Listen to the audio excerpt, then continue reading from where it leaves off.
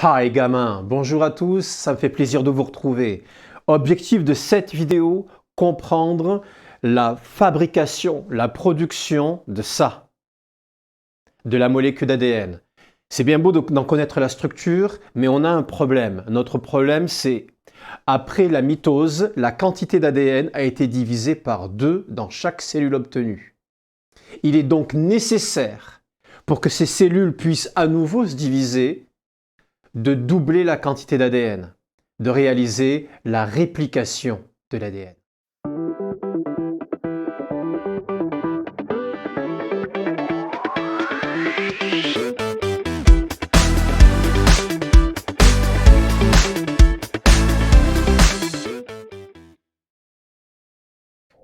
Alors, la réplication de l'ADN. Allons-y, posons le problème.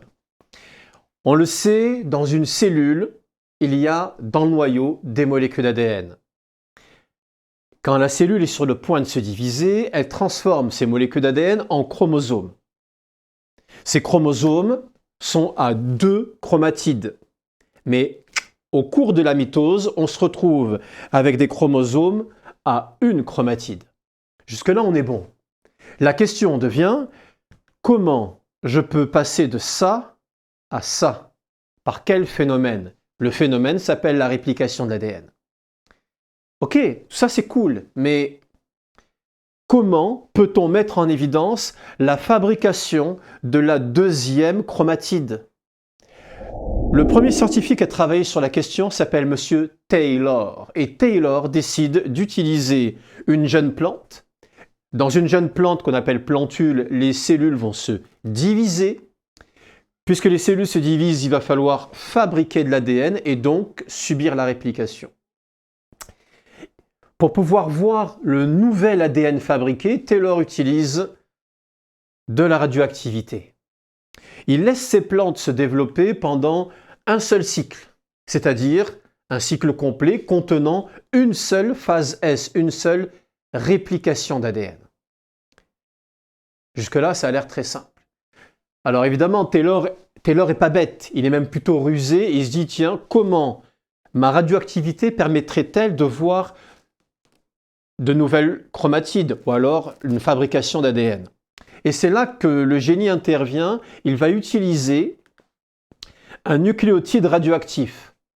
Alors, puisque tu as vu ma vidéo sur la structure de la molécule d'ADN, tu n'as aucun souci. Tu sais qu'une molécule d'ADN est constituée de 2 brins enroulés en double hélice. Tu sais que chaque brin est constitué de briques appelées nucléotides et qu'il y a 4 types de nucléotides, A, T, C, G. Ici, Taylor choisit d'utiliser le T, mais ce seront des nucléotides radioactifs. Donc, si je résume l'expérience de Taylor, on a au départ ceci dans les cellules, puis la plante, les cellules sont placées dans un milieu contenant du nucléotide radioactif et on devrait obtenir ceci en plus. J'ai donc ma chromatide originelle, celle à laquelle on ne touche pas, et je vais fabriquer une nouvelle chromatide. Et pour Taylor, ce que Taylor attend, c'est d'avoir une nouvelle chromatide totalement radioactive.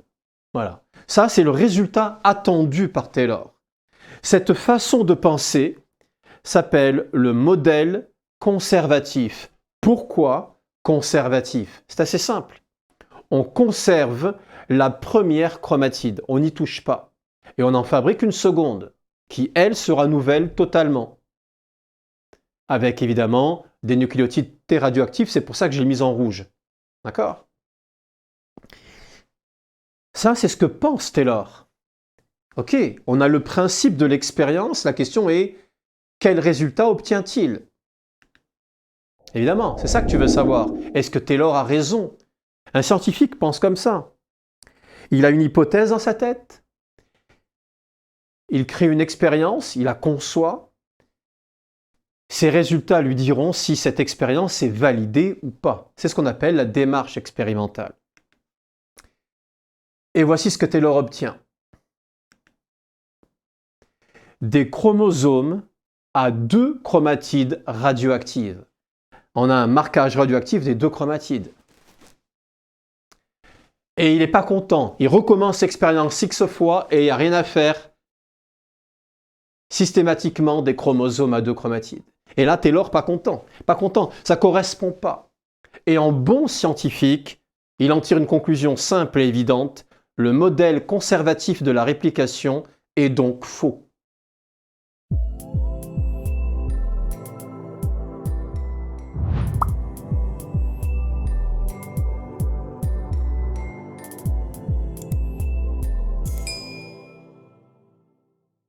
Alors, puisque c'est un bon scientifique, Taylor doit trouver une explication à ce résultat. Et oui, il ne peut pas rester avec un résultat non expliqué. Il lui faut une théorie.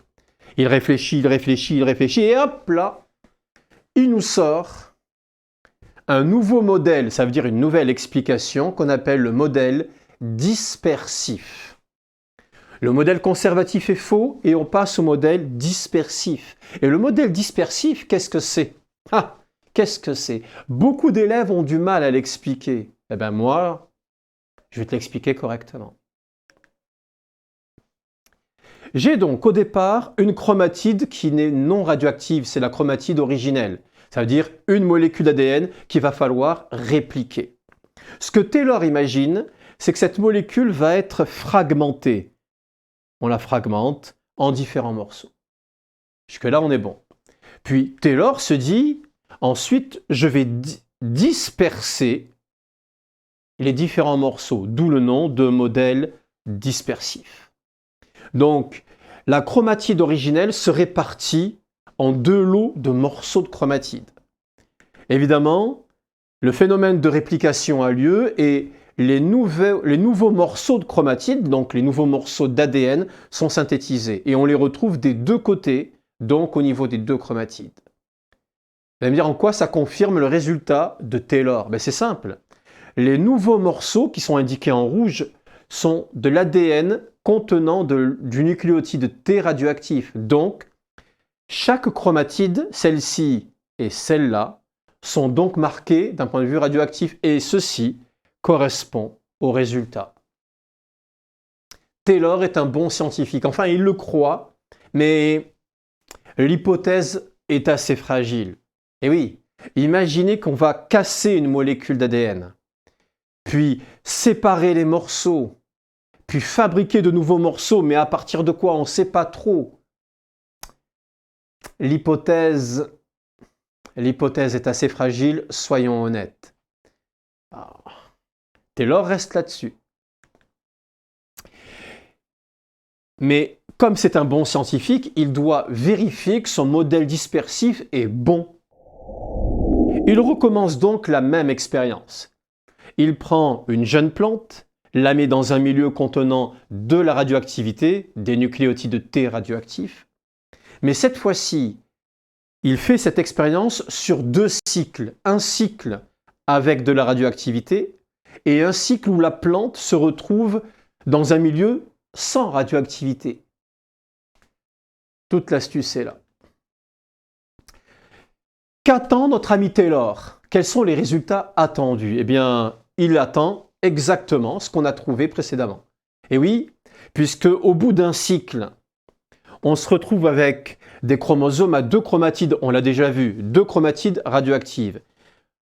Au cycle suivant, mitose suivante, séparation des chromatides, puis fragmentation de celles-ci, puis répartition, puis synthèse de morceaux non radioactifs.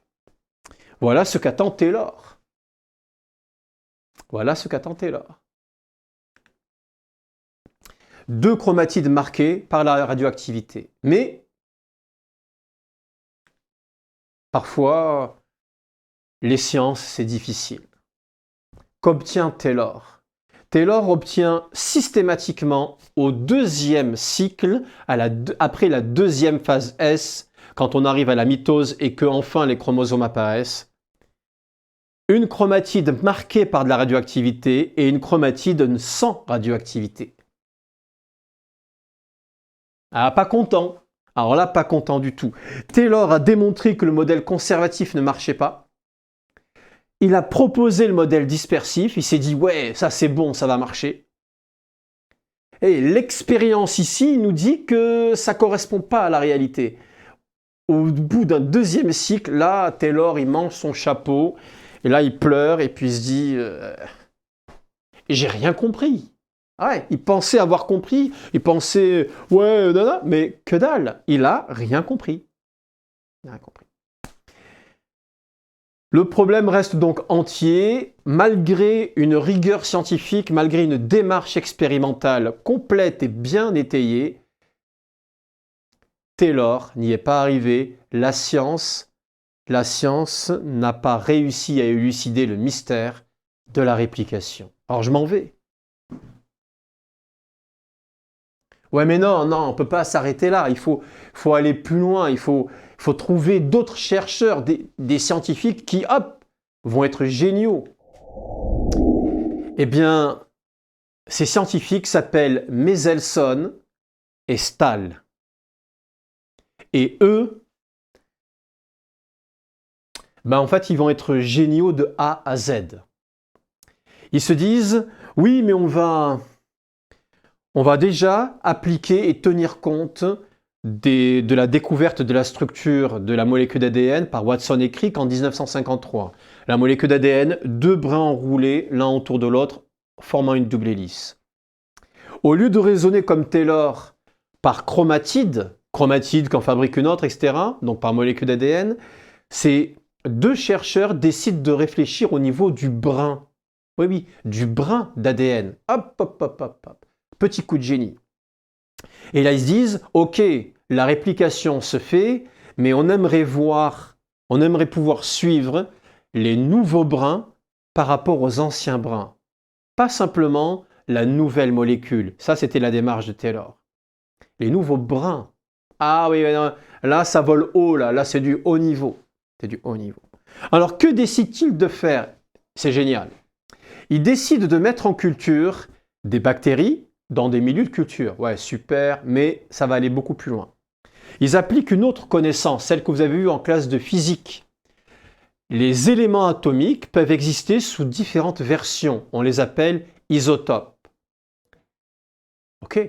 Mais en ce qui concerne l'ADN, on va utiliser un élément, le N, à savoir l'azote. Et pourquoi l'azote? Mais parce que l'ADN est constitué de nucléotides, et dans les nucléotides, on trouve des bases azotées.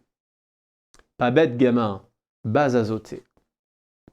On va dire, ouais, c'est bien beau tout ça, mais ça nous raconte quoi? Eh bien, on décide de cultiver des bactéries soit dans un milieu lourd contenant de l'azote N15, soit dans un milieu léger contenant de l'azote N14. L'azote est incorporé à l'ADN. On va donc se retrouver ici avec de l'ADN lourd, car contenant de l'azote N15, et ici avec de l'ADN léger, car contenant de l'azote N14. Est-ce que vous comprenez l'idée? Ah, pas bête, gamin, pas bête. Mais ça ne suffit pas. Il faut ensuite trouver un moyen une fois qu'on extrait l'ADN des cellules, ok, il faut trouver un moyen de vérifier leur densité, leur lourd ou léger. Et là, c'est le deuxième coup de génie de Mendelssohn et Stahl. Ils inventent une technique qui n'existait pas avant. Une technique de séparation de l'ADN par densité. Ouf! Séparation de l'ADN par densité. Et c'est pas rien, là. Là, ils ont eu le prix Nobel, gamin. Ils ont eu le prix Nobel. Tranquille, continuons. Ils décident de prendre une solution de chlorure de césium, CSCl. Et ils font tourner ces tubes très vite par centrifugation et on obtient dans le tube des niveaux de chlorure de césium de densité croissante de la surface vers le fond du tube. Peu dense, moyennement dense, plus dense, très dense. On va me dire, et c'est quoi le lien avec l'ADN? Là, on est dans le chlorure de césium, c'est de la chimie. On fait tourner tout ça et on obtient des densités différentes, moins denses à plus denses. Oui, mais si on met de l'ADN dedans et qu'on fait tourner ça très vite, l'ADN va venir se positionner au niveau de densité qui lui correspond. C'est là la magie de la technique. Et franchement, c'est génial. Non, même moi, je trouve ça génial. On est en 2021 et je trouve ça génial. Que font nos amis Mendelssohn et Stahl?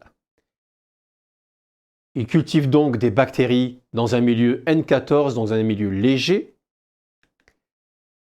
Ils récupèrent les bactéries et ils extraient l'ADN. Dans le tube, là, ce que tu vois, ce sont les molécules d'ADN des bactéries en question. Ils réalisent la centrifugation et comme l'ADN a été constitué, contient de l'azote léger, l'ADN va venir se positionner ici, ADN léger. Cette expérience sert à déterminer l'endroit du tube où se positionne l'ADN léger. Ils refont évidemment la même expérience avec, cette fois-ci, des bactéries cultivées en milieu lourd, N15. Ils extraient les bactéries, récupèrent l'ADN de ces bactéries, puis procèdent à la centrifugation. Et cette fois-ci, l'ADN vient se positionner en bas du tube parce que c'est de l'ADN lourd, car il contient du N15, azote lourd. Jusque-là, on est bon. Ouais, mais ok, on a relevé les niveaux ADN léger, ADN lourd, mais la question devient, mais par rapport à la réplication, ça nous apprend quoi? Alors là, cette diapo, c'est la partie la plus importante. C'est la partie capitale des expériences de Mendelssohn et Stahl. On commence tout bonnement par cultiver des bactéries sur un milieu lourd, N15. Évidemment, l'ADN que l'on obtient de ces bactéries, c'est de l'ADN lourd, N15, donc dans le fond du tube. On récupère certaines de ces bactéries, on extrait l'ADN au bout et on les laisse se développer dans un milieu contenant de l'azote léger, mais pendant un seul cycle, une seule phase S, une seule réplication. Et qu'est-ce qu'on obtient comme résultat? Attention gamin, on obtient de l'ADN de densité intermédiaire, ni léger ni lourd. On marque une pause, parce que là, gamin, c'est un moment important. J'avais au départ de l'ADN lourd. Les deux brins sont représentés en vert de l'ADN lourd. Puis ensuite, je me retrouve avec de l'ADN intermédiaire. Alors, comment l'expliquer? C'est assez simple. Le seul moyen de l'expliquer, c'est ici, les deux brins de la molécule contiennent de l'azote N15. Eh bien, je vais séparer les deux brins. Et je vais fabriquer un nouveau brin qui tient compte du milieu dans lequel je suis, à savoir un milieu léger. J'ai donc un brin lourd qui tourne en double hélice avec un brin léger. La densité est donc ni lourd ni léger, mais intermédiaire. Et ce que je viens de dire, on est au niveau de l'hypothèse, on n'est pas au niveau de la vérification. Alors, l'idée est la suivante. J'ai une molécule d'ADN avec deux brins, je sépare les deux brins et je fabrique un nouveau brin. Voici les deux piliers qui sont pour l'instant hypothétiques de nos chers amis Mendelssohn et Stahl. Mais si cette histoire-là est vraie, si ce modèle réplicatif semble vrai, eh bien, si je poursuis cette expérience non pas au bout d'un cycle, mais au bout de 2 cycles, eh bien, je devrais trouver quoi? Je vais donc séparer les deux brins de ces molécules d'ADN, un lourd, un léger. Je les sépare. Et je crée un nouveau brin léger. Le brin léger qui s'associe à un brin léger, ça fait une molécule légère. Le brin lourd qui s'associe à un brin léger nous donne une molécule intermédiaire. On devrait donc avoir 2 molécules. Ce que je viens de faire dans la démarche expérimentale, c'est proposer une conséquence vérifiable. Si le modèle expliqué par Mendelssohn et Stahl, séparation des brins, création de nouveaux brins, est vrai, je dois donc trouver ceci. Eh bien, c'est ce que l'on obtient. On obtient une molécule légère et on obtient une molécule de densité intermédiaire. Alors, ça vous semble un peu confus, je vais vous montrer une vidéo qui vous explicite ça. Mais à ce stade, la question que vous vous posez, en quoi ces expériences géniales de Mendelssohn et Stahl permettent de comprendre la réplication d'ADN? Vous dites, je ne comprends pas. Bouge pas gamin, je vais t'expliquer tout de suite.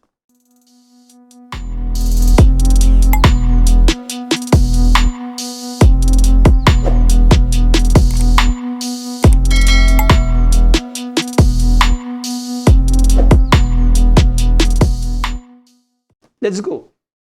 Au début, j'avais une molécule de densité élevée, de l'ADN lourd, parce que cultivé dans un milieu N15. Les brins lourds sont représentés en vert. L'étape suivante consiste à séparer les deux brins. Ok, je sépare les deux brins. Puis ensuite, je me dis, ça c'est le premier pilier, qu'est-ce que je vais faire? Eh bien, je vais fabriquer un nouveau brin pour compléter ces molécules d'ADN, ce qui me donne ceci. Je me pousse, hop là. Je me retrouve donc avec deux molécules d'ADN constituées chacune d'un brin ancien qui est le brin lourd, qui est marqué en vert, et d'un brin nouveau, qui est le brin marqué en violet, qui est un brin léger. Les deux molécules ont la même densité, une densité intermédiaire, c'est ce qu'on obtient au bout d'une phase S. Voyons si j'arrive à confirmer grâce à cette représentation schématique les résultats de mes Elston et Stahl au bout de la deuxième phase S. Eh bien, j'applique le même protocole, à savoir, je sépare les deux brins, les deux molécules, je sépare les deux brins, tac et tac. Et à ce moment-là, je fabrique de nouveaux brins. Mais les brins que je fabrique seront des brins légers puisque les bactéries se trouvent dans un milieu léger, elles incorporent l'azote N14, azote léger, l'introduisent dans leur molécule d'ADN néoformée. Et voilà. Les nouveaux brins d'ADN ont été créés, ce sont tous des brins violets, donc légers. Et qu'est-ce qu'on obtient? On obtient donc des molécules à deux brins légers, celle-ci et celle-là, donc de l'ADN léger, position haute dans le tube. Et on obtient ici et là des molécules d'ADN avec deux brins, un brin lourd, un brin léger, donc molécules d'ADN de densité intermédiaire. Jackpot! Jackpot! Ces expériences de Mendelssohn et Stahl ont enfin trouvé une explication à la réplication. Le modèle s'appelle le modèle semi-conservatif. Pourquoi semi-conservatif? Mais parce qu'on sépare les brins et qu'on conserve l'ancien brin tel quel. C'est le brin marqué en vert. On conserve l'ancien brin et on en crée un nouveau. Donc la molécule d'ADN n'est pas répliquée totalement. On sépare les deux brins et elle est répliquée avec création d'une nouvelle partie et conservation de l'ancienne. Semi-conservatif. C'est le modèle de Mendelssohn et Stahl et c'est le bon modèle. Alors, pour l'instant, tout ça, ça te semble un peu hypothétique, tout ça. C'est leur compréhension. Est-ce qu'on a des preuves de ces étapes-là? Bouge pas, gamin, je t'explique ça tout de suite. Alors, j'ai ici une observation au microscope électronique à transmission, si elle veut bien. On va zoomer un peu, voilà. Microscope électronique à transmission. Gamin, c'est pas les microscopes que tu utilises au lycée. Ils sont comme ça, c'est microscope de laboratoire, ça plaisante pas. C'est pas du tout la même technologie qu'une petite lampe qui balance une lumière. C'est autre chose. Hop, on est sur autre chose, gamin. Alors, que voit-on ici? Eh bien, ça c'est simple. Le fil blanc que tu vois ici, c'est une molécule d'ADN dans un noyau de cellule. Si c'est une cellule eucaryote ou alors dans le cytoplasme, c'est une bactérie. Et on observe des formations particulières. Elles sont indiquées par des flèches blanches. Tu vois ici, là, là. On a l'impression que le fil, comme une corde, tu vois, imagine une corde, tu prends les deux petites ficelles qui constituent la corde et tu tires et tu obtiens une ouverture. On appelle ça un œil de réplication. Eh bien, cet œil de réplication est la preuve que l'on sépare les deux brins de la molécule d'ADN. Alors tu vas me dire, ouais, c'est bien beau, mais je ne comprends pas, il y en a partout. Oui, en effet, on a des yeux de réplication qui apparaissent à plusieurs endroits sur la même molécule d'ADN. Et ces yeux de réplication vont grandir, ils ne sont pas statiques. Je m'explique. Celui-ci, si on l'observe, je suis là, je suis bon. Celui-ci, si on l'observe, il va grandir, l'ouverture va grandir. Celui-ci va grandir aussi, les deux yeux de réplication vont se rejoindre et on obtient un énorme œil. Et au final, les deux brins se séparent complètement.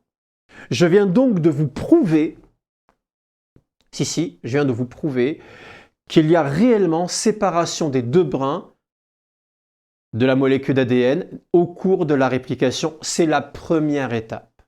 Voilà. Alors évidemment, ça ne vous suffit pas. Évidemment, vous voulez voir la réplication en direct live. Parce que là, une image, ça ne vous suffit pas. Vous voulez voir ce qui se passe. Ok, c'est bon. On s'en occupe tout de suite. Bouge pas, gamin.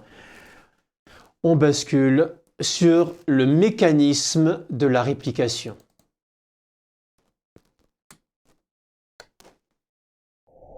Ben voilà. Qu'est-ce que j'ai ici? J'ai une molécule d'ADN avec les deux brins. Alors, la barre ici, c'est évidemment le squelette sucre-phosphate du brin. Là, c'est pareil. Et puis, ce qu'il y a au milieu, ce sont les bases azotées. Bon, tout ça, on l'a vu. Si tu as une difficulté avec ça, je te conseille d'aller regarder la vidéo sur la structure de la molécule d'ADN. Alors, c'est bien beau, mais tu n'es pas là pour ça. Toi, ce que tu veux, là, tu veux du lourd. Tu veux voir la réplication en direct live, c'est parti. Ici va apparaître une enzyme. C'est une protéine qui agit. Et que fait cette enzyme et comment s'appelle-t-elle? Elle s'appelle hélicase. Quel joli nom. Bon, à retenir, le nom d'une enzyme se termine toujours par ase. Ase. Hélicase, mais que fait-elle? Alors c'est une protéine qui agit, mais que fait-elle? Eh bien, devant elle, la molécule d'ADN, et derrière elle, les deux brins séparés de la molécule d'ADN. On a séparé les deux brins. C'est le job de l'hélicase, et on le sait déjà, cette action permet de créer un œil de réplication. Bon, si tu es un très bon élève, tu comprends que nous avons deux hélicases qui fonctionnent en parallèle et qui vont ouvrir un œil. Donc au début, elles sont collées, elles se posent sur l'ADN, puis elles écartent les deux brins, mais elles s'écartent l'une de l'autre. Elles voyagent en sens inverse. Du coup, les deux brins s'ouvrent et j'ai un œil de réplication. Est-ce qu'on est bon, gamin? Bon, bien sûr qu'on est bon. Ouais, mais j'ai pas fini. Hein. J'ai pas fini. J'ai juste séparé les deux brins. Chaque brin est donc constitué du squelette sucre-phosphate et surtout des bases azotées. Et je rappelle que les deux brins sont complémentaires. Quand il y a un A ici, ben j'ai un T en bas. Quand il y a un C, j'ai un G, etc. La règle de complémentarité, c'est une règle fondamentale de la structure de la molécule d'ADN. Si tu ne la maîtrises pas, va voir la vidéo sur la structure de la molécule d'ADN. Tu en as vraiment besoin ici. Continuons l'histoire. Notre hélicase crée une fourche de réplication, c'est un bord de l'œil, puis elle avance. On va se concentrer sur ce brin, et qu'est-ce que l'on va voir? Eh bien, on va voir apparaître une autre enzyme. Alors cette enzyme-là n'est pas au programme de première spécialité SVT, mais j'en parle quand même parce qu'elle agit réellement. C'est la primase. Et que fait la primase? Eh bien la primase va créer ce qu'on appelle une amorce. C'est un petit bout d'acide nucléique qui vient se fixer de façon complémentaire au brin. Regarde comment ça se passe. Elle va récupérer des nucléotides libres et elle va venir les positionner sur une région de l'ADN. Clac, clac, clac, clac, clac. Attention, il y a ici respect de la complémentarité des bases. On ne met pas n'importe quel nucléotide. Puis, elle s'en va. Elle a créé son amorce et hop, elle s'en va, la vilaine. Ça, c'est ce qu'on appelle une amorce. Mais ça ne suffit pas. Intervient une troisième enzyme, plus grosse, plus importante. Et cette enzyme s'appelle l'ADN polymérase. ADN polymérase. Alors, je ne connais pas ton niveau en sciences physiques, mais polymériser, ça veut dire quelque chose en sciences physiques. Ça veut dire créer un polymère. Et un polymère, qu'est-ce que c'est? Eh bien, un polymère, c'est quand tu prends des unités et que tu les colles les unes après les autres. Tu obtiens ainsi une structure plus grande avec des unités répétitives. Ici, les unités, ce sont les nucléotides. Et que va faire l'ADN polymérase? Elle va récupérer les nucléotides libres qui sont dans le cytoplasme et elle va venir les positionner en face des brins et en face des nucléotides complémentaires. Et elle avance ainsi progressivement. Tac, tac, tac, tac, tac, tac, tac, tac, tac. On a donc un brin qui est en élongation, un brin qui est en train d'être construit. Elle fait ça sur les deux brins et ainsi progressivement la réplication a lieu. D'accord? Bien, il y a d'autres détails plus complexes dont je ne parle pas ici, puisque les deux brins se font en parallèle. Alors qu'est-ce que j'ai? J'ai donc ainsi mes deux molécules d'ADN. Mais de quoi sont constituées mes deux molécules d'ADN? De quoi? Eh bien, elles sont chacune constituées d'un brin parental, le brin d'origine qui apparaît là, et d'un brin néoformé qui apparaît là. Alors attention, il y a une astuce. Si, gamin, il y a une astuce. Les deux brins qui ne sont pas en surbrillance, ces deux-là, les deux brins sont les deux brins d'origine. Ils sont complémentaires l'un de l'autre. Ces deux brins sont complémentaires. Et on a créé ici un brin complémentaire qui apparaît en surbrillance de celui-ci. Mais alors si ce brin qui apparaît en surbrillance est le nouveau brin et que c'est un brin complémentaire du premier, mais ça veut dire qu'en fait, c'est exactement la copie de celui-ci, du brin parental. Ça veut donc dire que les deux molécules d'ADN sont strictement identiques au nucléotide près. Eh ouais, les deux molécules d'ADN sont strictement identiques. Alors si tu as vu ma vidéo sur la formation des chromosomes, tu sais que non seulement elles sont identiques, mais qu'à un endroit, quelque part, elles vont être reliées par un pont protéique. Eh ouais. On a des groupes de deux molécules d'ADN dans une cellule, un groupe de deux molécules d'ADN identiques entre elles. Et voilà, la boucle, elle est bouclée là. Attention, gamin. Et là, je viens de t'expliquer tout ce que tu as à savoir sur la fameuse réplication.